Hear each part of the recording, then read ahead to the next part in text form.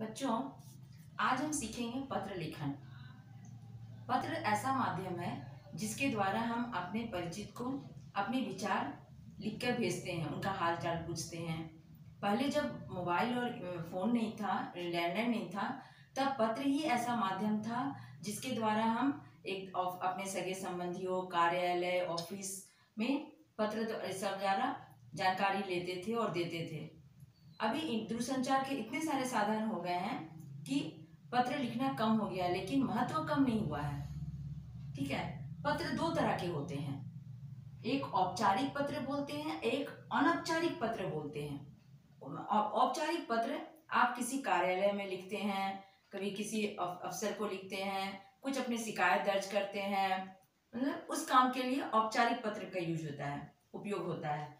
और अनौपचारिक पत्र सगे संबंधियों का हाल चाल लेते हैं, उनके बारे में पूछते हैं। ठीक है, वो अपने संबंधियों के बारे में होता है। आओ इसी श्रृंखला में हम एक पत्र आज लिखते हैं, अनौपचारिक पत्र। जन्मदिन के अवसर पर मित्र को एक निमंत्रण पत्र लिखना है। ये अनौपचारिक पत्र की श्रृंखला में आएगी। ठीक है, आपको बस पत्र लिखने का एक फॉर्मेट से ही समझना बहुत जरूरी है, और आप समझो पहले लिखने का। ठीक है, सबसे पहले देखो मैं क्या लिखी हूँ, देशबंधु रोड, पुरुलिया। मतलब ये क्या हो गया, यहाँ पर बाएं तरफ सबसे कॉर्नर में पत्र लिखने वाले का पता। आप मान लो दिया पत्र लिख रही है धरा को। ठीक है, दिया का जन्मदिन है और वो धरा को निमंत्रण पत्र भेज रही है पत्र के माध्यम से। तो कैसे लिखेगी, देशबंधु रोड, पुरुलिया। ये क्या है, पत्र लिखने वाले का पता। ये पता, ये दिया का पता हुआ यहाँ पर। ठीक है, उसके ठीक नीचे 6/10/2020, ये जिस दिन पत्र लिख रहे हैं उस दिन का दिनांक, डेट, पत्र लिखने की तिथि। फिर उसके नीचे प्रिय मित्र धरा, मतलब संबोधन, एड्रेस करना। किसको एड्रेस करना, जिसको आप पत्र लिख रहे हो। ठीक है, तो प्रिय मित्र धरा, सप्रेम नमस्ते, इसके नीचे ठीक होगा, इसे बोलते हैं अभिवादन। मतलब आप उसको कैसे रिस्पेक्ट दे रहे हो, सप्रेम नमस्ते। अब क्या है, संदेश, जो आपको मुख्य बातें लिखना है। पिछले वर्ष की भांति इस वर्ष भी हमारा जन्मदिन 20 अक्टूबर को मेरे माता पिता ने एक छोटी पार्टी का आयोजन किया है, अतः तुम भी इसमें आमंत्रित हो। बस, ठीक है। और इसके बाद फिर तुम्हारी सखी दिया। आखिरी में क्या होगा, पत्र लिखने वाली का नाम, जो पत्र लिख रहा है उसका नाम। ठीक है, पत्र। अब बच्चों, पत्र लिखने में कुछ बातें हैं जो बहुत समझना आपको जरूरी है। ठीक है, अगर आप इन छोटी छोटी बातों का ध्यान रखेंगे ना, तो पत्र बहुत आराम से लिख पाएंगे। सबसे पहले तो ये फॉर्मेट आप ठीक से देख लो।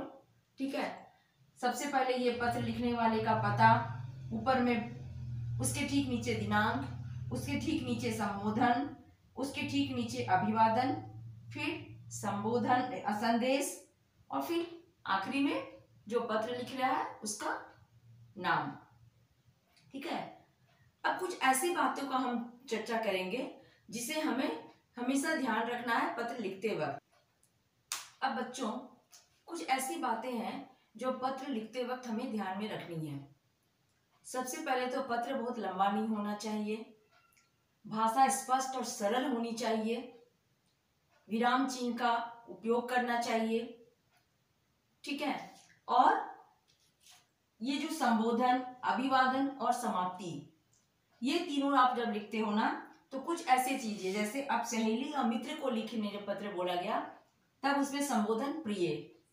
ठीक है, प्रिय मित्र धरा, प्रिय मित्र राम। ठीक है, जब बराबर वालों को या छोटों को प्रिय। और अभिवादन में सप्रेम नमस्ते। ठीक है, समाप्ति में सबसे नीचे में तुम्हारा मित्र, तुम्हारी सहेली। ठीक है, और उसी क्रम में जब आप बड़ों को कोई पत्र लिख रहे हो, तब संबोधन में पूज्य, जैसे आप पिताजी को लिख रहे हो, पूज्य पिताजी, दादाजी को लिख रहे हो, पूज्य दादाजी। ठीक है, अभिवादन में सादर प्रणाम।